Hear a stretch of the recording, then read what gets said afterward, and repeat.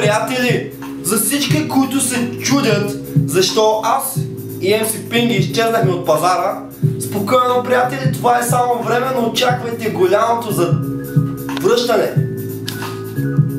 Здравейте, приятели! Как е, мадафака? Ако сте се зачудили защо аз и MC Pingy изчезнахме от сцената, мога само да ви уверя, че това не е така.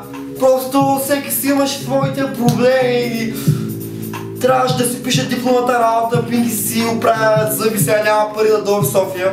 Обаче скоро ще дойде, аз ще я напиша и ще ви убием, защото сме започнали много и брутални неща, които просто ще ви покажат хип-хопа такъв, какъвто ние го създаваме за вас, приятели. The real shit, the real dope shit, trip и motherfucker.